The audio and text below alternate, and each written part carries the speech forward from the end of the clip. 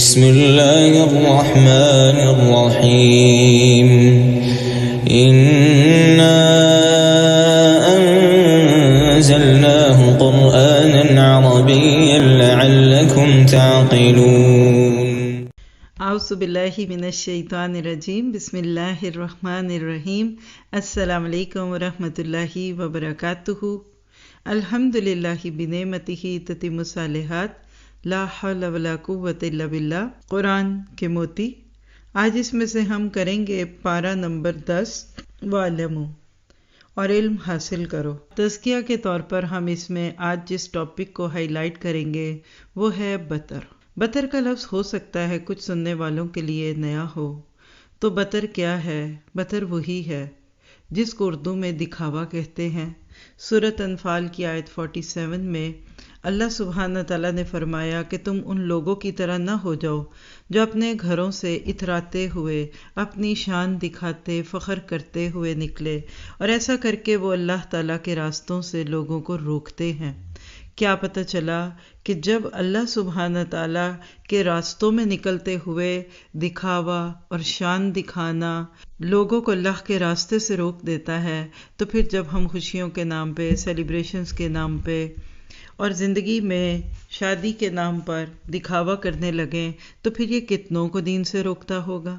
شاید ہمیں ابھی بات نہ سمجھ آئے، لیکن جب ہم کسی بھی دینی کاز کا حصہ ہوتے ہیں تو عموماً وقت کیوں نہیں ملتا؟ عموماً لوگ سنجیدگی کے ساتھ کسی کاز کو پورا نہیں کر پاتے۔ وجہ کیونکہ ہمارے گھروں میں شادی ہے، ہمارے آج یہ فنکشن ہے۔ ایک ایک شادی جب اتنی ایلیبوریٹڈ ہونے لگے اور ایک ایک فنکشن جب خوشی سے زیادہ سیلیبریشن میں ڈھل جائے تو اس کو بطر کہتے ہیں۔ اللہ تعالیٰ نے جو فرمایا کہ وَلَا تَكُونُوا كَالَّذِينَ خَرَجُوا مِن دِيَارِهِمْ بَطَرًا، مجھے تو اس آیت کو پڑھ کر ہمیشہ لگتا ہے جیسے کوئی بارات نکل رہی ہے۔ پہلے دور میں گھوڑے پہ بیٹھتے تھے، بگی پہ بیٹھتے تھے، تو یہ بات یہاں رِیاء الناس وَيَصُدُّونَ عَن سَبِيلِ اللَّهِ، یہ 3 لفظوں کی ایک ٹرائنگل ہے جو انشاءاللہ ہم اس بارے کی روشنی میں دیکھیں گے۔ سورۃ انفال چل رہی تھی، پیچھے سے سوال اٹھا تھا یسألونک عن الانفال۔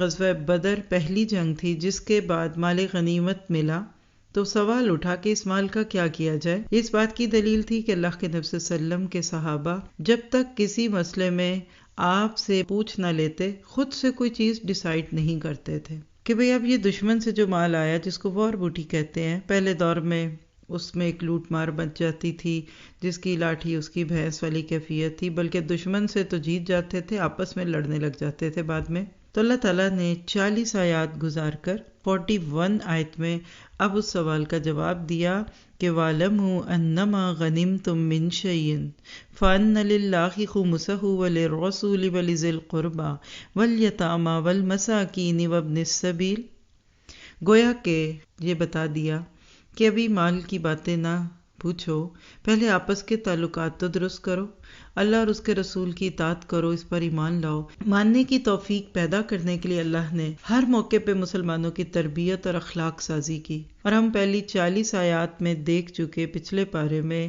کہ آپس کے اچھے تعلقات، تقوی اور اللہ اور رسول کی اطاعت یہ ایک امت کو جوڑنے کے لیے کتنی ضروری ہے۔ اسلام کا مزاج بھی سمجھ آتا ہے کہ جو مال جس کے ہاتھ لگ گیا وہ اس کا نہیں ہوتا، اختیار اللہ کا ہے۔ اپنے وقت میں رسول کو اس بات کا اختیار دیا گیا کہ آپ جہاں جس طرح چاہیں اس اجتماعی مال کو خرچ کرو۔ آج آپ اس اجتماعی مال کو کسی ملک کا قومی خزانہ بھی کہہ سکتے ہیں، اور اگر کہیں اسلامی حکومت ہو تو اس کو بیت المال بھی کہہ سکتے ہیں، اور اگر آپ کسی ریلیجس آرگنائزیشن، کسی مسجد، کسی انسٹیٹیوٹ سے تعلق رکھتے ہیں تو وہاں آنے والے فنڈز بھی کہہ سکتے ہیں۔ جتنا زیادہ آپ رولز اینڈ ریگولیشنز کے ساتھ ان چیزوں کو لیتے ہیں اتنا ہی آپس میں دل بھی جڑے رہتے ہیں اور بات بعد میں خرابی کی طرف نہیں جاتی۔ لہٰذا یہاں ان باتوں کو سنتے وقت ہم سب کو بھی نیت کرنی ہے اور دعا بھی کرنی ہے کہ اللہ تعالیٰ ہمیں کبھی بھی کوئی ایسا مال غلط استعمال کرنے کی توفیق نہ دے جو لوگوں کے اجتماعی مفادات کے نام پر جمع کیا گیا ہو، اور خاص طور پہ یہاں تو دشمنوں سے مال حاصل کرنے کی بات تھی۔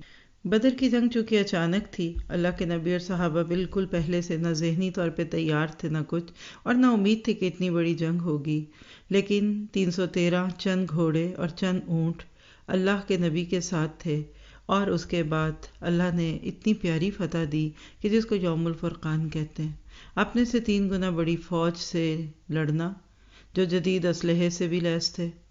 اللہ نے یہاں ایک اور خوبصورت نقطہ دے دیا کہ کبھی کبھی ہماری زندگی میں ایسے حالات پیدا کر دیے جاتے ہیں کہ اگر ہمیں پہلے سے وہ بتا دیے جائیں تو کبھی ہم جرات ہی نہ کریں، یعنی اگر پہلے سے پتا ہوتا کہ اتنی بڑی جنگ ہونی ہے تو ہو سکتا ہے ہمتیں ٹوٹ جاتی۔ تو اللہ نے جو مستقبل کو چھپایا ہے نا، اس میں یہ بھی ایک خیر کی بات ہے۔ پھر دوسری بات اس میں کیا بتائی کہ اللہ کے راستے میں مشکل آئی یا آسانی، کھڑے رہنا ہے۔ صحابہ کرام جیسی استقامت اگر آج ہم میں آ جائے تو اللہ تعالی ہمارے لیے بھی وہی مدد کرے جو کہ اس دور میں کی۔ اور اسی بارے کے بالکل شروع میں اللہ نے بتا دیا کہ جو جیے گا وہ دلیل کے ساتھ جیے گا، اور جو جائے گا وہ دلیل کے ساتھ جائے گا۔ بلا دلیل، بلا کسی ریفرنس کے کوئی بات دین نہیں ہوتی۔ پھر اسی طرح سے ایک اور چیز پتہ چلتی ہے کہ اللہ کے دین کو غالب کرنا ہی اصل میں دینداری ہے۔ یہ نماز، روزہ اور باقی دین کی شقیں اسی کی تیاری ہے۔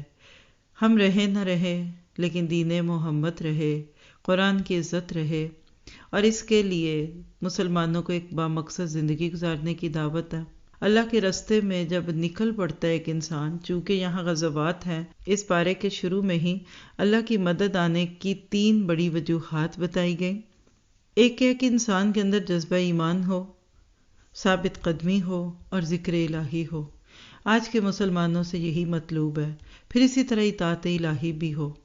جب کسی کام پہ نکل گئے تو پھر پیچھے مڑ کے دیکھنا ہی کیا۔ عام حالات میں لوگ بہت اچھا ریئیکٹ کرتے ہیں، لیکن ذرا سی ناسازگاری ہو تو قدم ہلنے لگتے ہیں۔ اللہ تعالیٰ نے یہی میسج دیا کہ جن کے پاؤں خود زمین پر نہیں لگے ہوتے وہ دوسروں کو کیا سہارا دیں گے۔ کوئی بھی مشکل آئے، اسلام سے اپنے آپ کو پیچھے نہیں کرنا۔ پھر آپ دیکھیے کہ ذکر اللہ کا میدان جنگ میں عموماً آپ ورکرز کو کام کرتے دیکھیں گے، کچھ میوزک لگا لیتے ہیں، کچھ قوالیاں سنتے ہیں، کوئی کچھ اور کرتے ہیں، ہر ایک ایک اپنا ٹیسٹ ہوتا ہے نا، کچھ خبریں سنتے رہتے ہیں۔ اللہ کہتا ہے اللہ کے راستے میں نکلے ہو تو اسی کا ذکر کرو۔ صحابہ کرام میدان جنگ میں جا کر بھی اللہ کا ذکر کرتے تھے، دن کے وقت اللہ کے حکم پہ لڑتے اور راتوں کو تہجد میں قرآن پڑھتے۔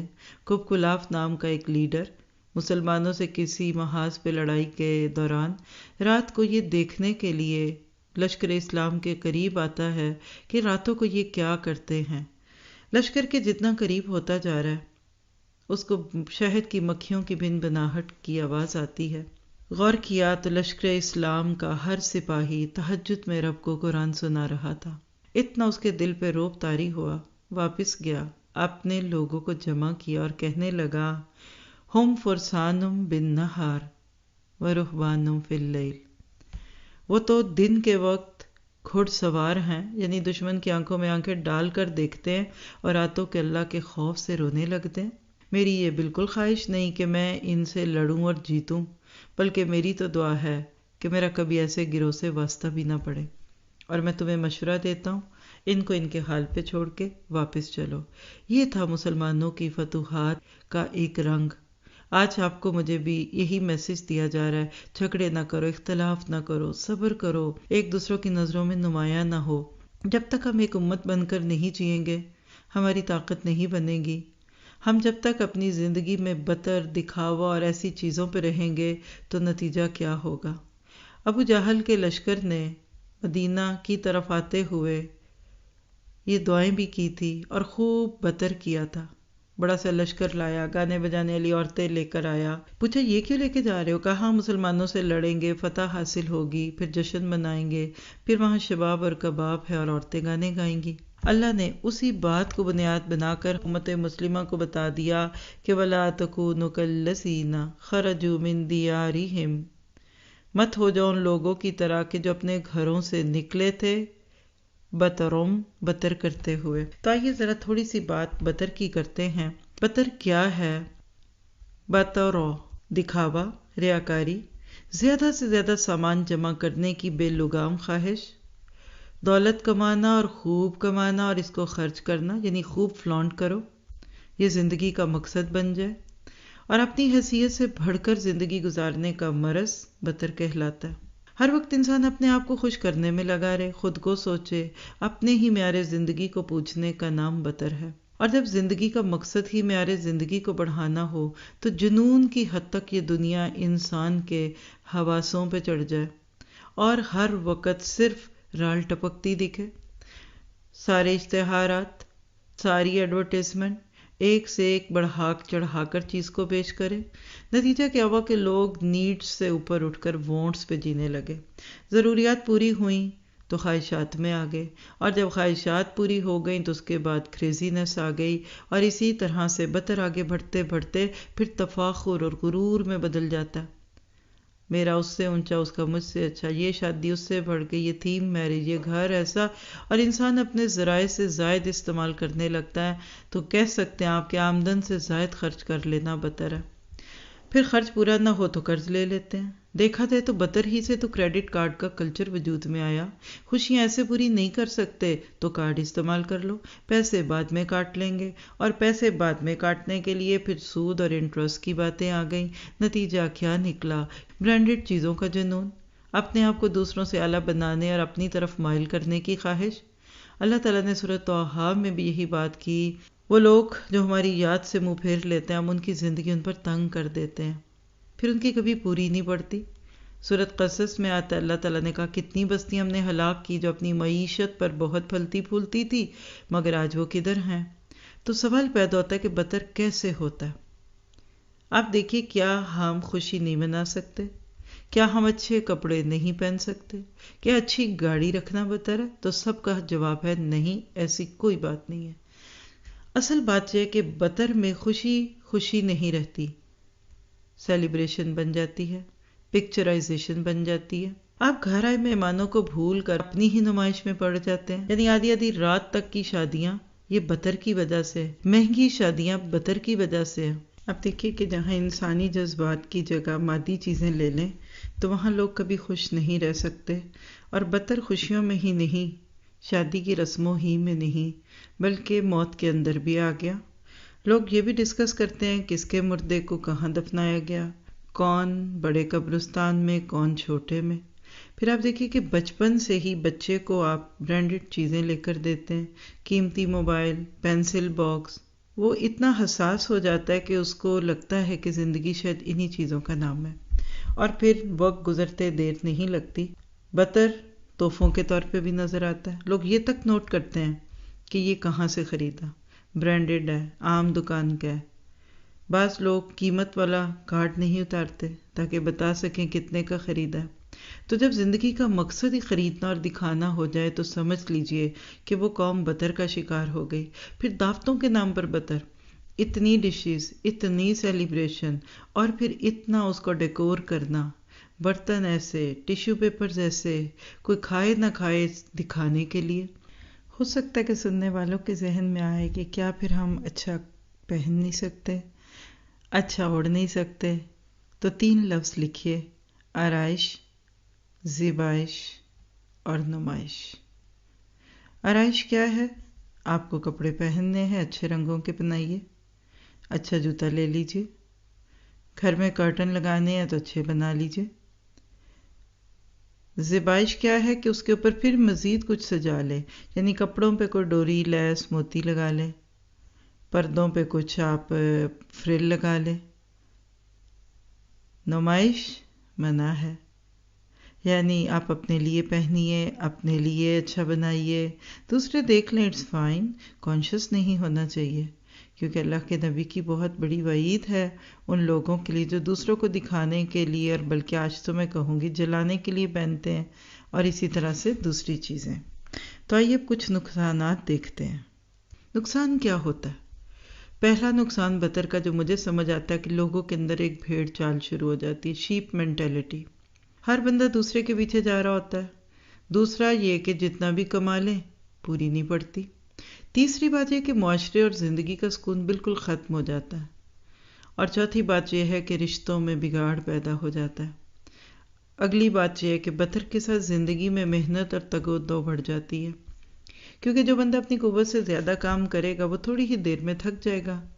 نتیجہ کیا ہوگا کہ وہ کام کر نہیں سکے گا جو کرنا تھا، اور اسی طرح سے بہت کچھ اس کے نقصانات ہیں۔ علاج کیا ہے؟ نمبر 1، اللہ سے دعا مانگے، یا اللہ جو تو نے مجھے دیے اس پر قناعت دے دے۔ پھر دنیا کی بے ثباتی پر نظر رکھیے کہ کتنا جمع کروں گی، کتنا کماؤں گا، آخر تو چھوڑ جانا ہے، تو کیسا لگے گا جب میں دنیا چھوڑ کر جا رہا ہوں گا؟ تو کیا اچھا نہیں کہ اس ختم ہونے والی دنیا کی بجائے اگلی دنیا کے لیے بچا لوں؟ پھر اس کا ایک اور بھی علاج ہے، اور وہ کیا کہ اگلی چیز یعنی جنت کی نعمتوں میں نظر رکھے۔ اللہ نے جو کچھ وہاں تیار کر رکھا ہے اس کو دیکھ لیجئے۔ سورۃ کہف کے جو مضامین ہر جمعے کو ہم پڑھتے ہیں ان کو ذہن میں رکھیں۔ پھر اسی طرح سے کم از کم 3 روزے رکھیے مہینے میں، کیونکہ روزہ نفس کو دباتا ہے، اور بھوک کے ساتھ اس کا علاج کریں۔ پھر اسی طرح خواتین اپنے گھر کی چیزوں کی لسٹ بنائیں اور سوچیں کہ جو چیز میں نہ خریدتی تو کیا میرا گزارا ہو جاتا، اور اسی طرح سے شاپنگ کے کچھ رولز بنائیے۔ بازار جاؤں گی تو صرف ضرورت کی چیزیں لے کر آؤں گی، پیسے کم لے کر جائیے تاکہ ایکسٹرا پیسے پاس ہوں ہی نہ، اور کچھ پسند آ بھی جائے تو لینے میں رکاوٹ ہو۔ کریڈٹ کارڈ گھر چھوڑ جائیے، کیونکہ پہلے استعمال کر لیتے ہیں بعد میں مشکل ہوتا ہے۔ اور اسی طرح آگے بڑھنا ہے تو نیکیوں میں بڑھیں۔ میں زیادہ سے زیادہ نیکی کیسے کما سکتی ہوں؟ پھر اسی طرح سیلز میں سے ایکسٹرا چیزیں لینا چھوڑ دیں، چاہے وہ کتنی ہی سستی ہوں۔ پھر ایک ٹپ یہ کہ موت کا منظر ذہن میں لائیں کہ اتنا کچھ ہوگا جسے میں دنیا میں چھوڑ کر جاؤں گی۔ پھر اپنے حساب کا مرحلہ یاد کریں، جب اللہ تعالیٰ کے سامنے کھڑے ہوں گے اور ہمارے اعمال نامے تولے جا رہے ہوں گے۔ اور اسی طرح ایک اور کام کیجئے کہ یہ سوچ دل سے نکال دیجئے کہ میری گاڑی اور میرے کپڑوں کی وجہ سے لوگ میری عزت کریں گے۔ پھر اسی طرح لوگوں کا بے بس ہونا سوچیے، میں جن کی نظروں میں اچھا بننا چاہ رہی ہوں وہ خود کیا ہے؟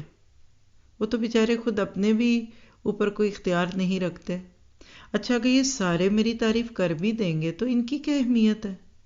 اور اس کے مقابلے میں اگر اللہ کی ذات مجھ سے خوش ہو جائے جس کا مقام ہے۔ پھر اس طرح قرآن پاک سے جڑنے پر اللہ کا شکر ادا کریں، اور گاہے بگاہے اپنا محاسبہ بھی کرتے رہیں۔ کئی چیزیں ہم اپنے آپ سے پوچھ سکتے ہیں، مثلا میرے بازار جانے کی عمومی وجہ کیا ہوتی ہے؟ ضرورت کے لیے جاتی ہوں، خواہشات اور شوق پورا کرنے کے لیے جاتی ہوں، کہ بازار میں کیا نیا آیا ہے یہ دیکھنے جاتی ہوں؟ کیا صرف ونڈو شاپنگ کے لیے تو نہیں جاتی؟ اسی طرح دعوتوں میں جاتے ہوئے اپنا محاسبہ کریں، کیا ہر دفعہ نیا جوڑا سلواتی ہوں یا پہلے پہنا ہوا جوڑا بھی پہن جاتی ہوں؟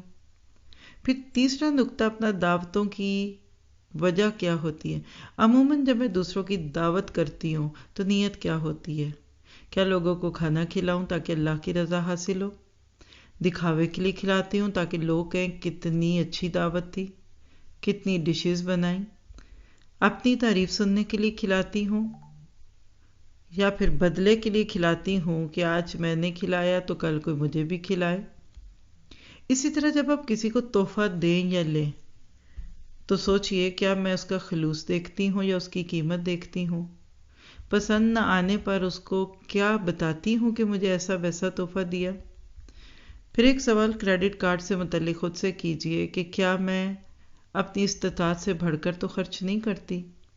نعمت ملنے پر اپنے آپ سے باہر تو نہیں ہو جاتی؟ کیا نعمت کا شکر بھی ادا کرتی ہوں؟ کیا میں نعمت کی جواب دہی کا احساس رکھتی ہوں؟ جتنا خود کو ٹٹولیں گے اتنی بیماری کھلتی ہی جائے گی۔ ذرا سوچئے کہ آج لوگ دین کے لیے وقت کیوں نہیں نکال پاتے؟ اس لیے کہ وقت تو کسی اور چیز میں چلا گیا۔ آج لوگ دین کے لیے مال کیوں نہیں لگا پاتے؟ کیونکہ مال تو بطر کی نظر ہو گیا، تو ہماری زندگی سے دکھاوا نکل جائے تو ہم سکون سے سانس لیں گے۔ آیت 59-60 سے پتہ چلتا ہے سورۃ انفال میں کہ اسلحے کا استعمال تو پسندیدہ نہیں، ہاں اس کی نمائش پسندیدہ ہے۔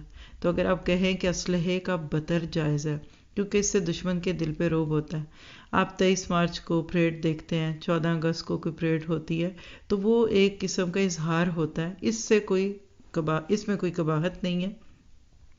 اللہ کے نبی نے ایک صحابی کو جنگ کے میدان میں اکڑ کر چلتے دیکھا تو فرمایا کہ یہ چال اللہ کو پسند نہیں لیکن میدان جنگ میں اچھی لگتی ہے، اس سے دشمن پر رعب آتا ہے۔ جب مسلمان 7 ہجری میں عمرہ قضا کے لیے آئے تو لوگوں نے خبر پھیلائی بھی تھی کہ مسلمان تو مدینہ میں جا کر بڑے کمزور ہو گئے، تو اللہ کے نبی نے اس پہ کہا کہ جب تم جاؤ عمرے کے لیے تو پہلے طواف میں رمل اور استباء کرو، یعنی پہلوانوں کی طرح سینہ تان کر چھوٹے چھوٹے قدم لے کر چلنا، جیسے جاگنگ سٹائل ہے، تاکہ دشمن مرعوب ہو۔ تو لہٰذا اس سے مسلمانوں کا روب طاری ہوا۔ اسی طرح غیر مسلموں کے سامنے اپنا اسلامک کلچر دکھائیے۔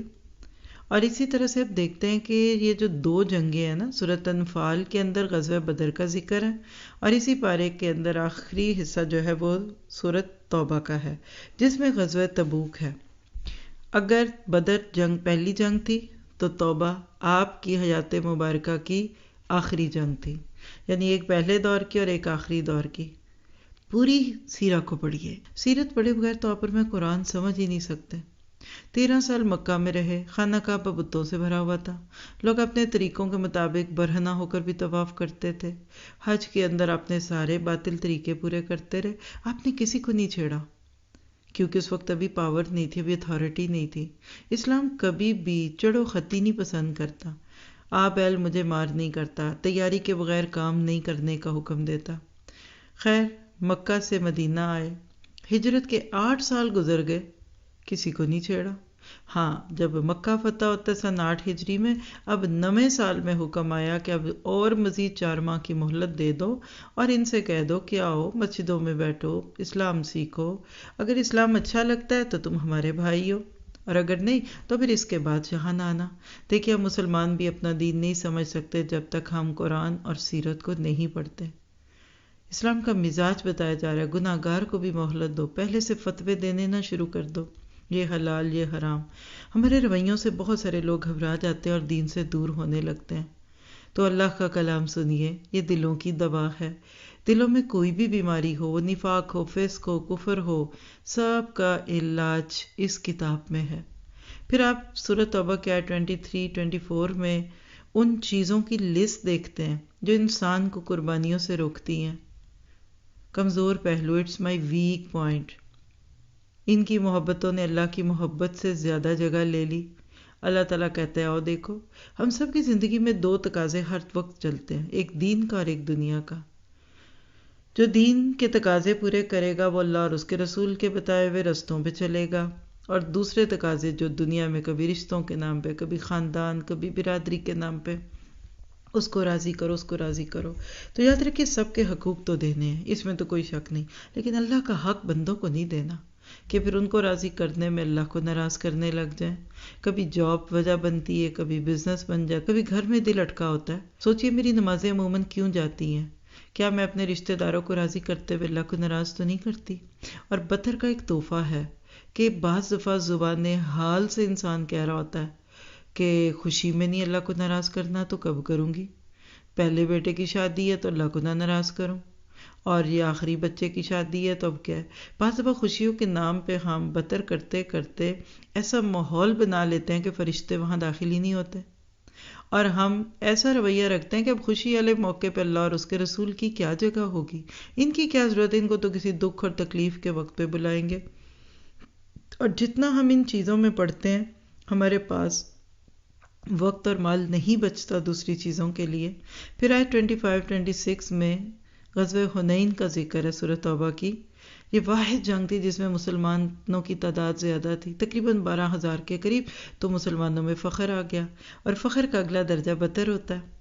یہ وہ کیفیت ہوتی ہے جس میں عجوب آتا ہے، بندے کو اپنا اچھا لگتا ہے، وسائل بھی تھے، اسباب بھی تھے، دل میں آ گئے لو آج تو جیتیں گے۔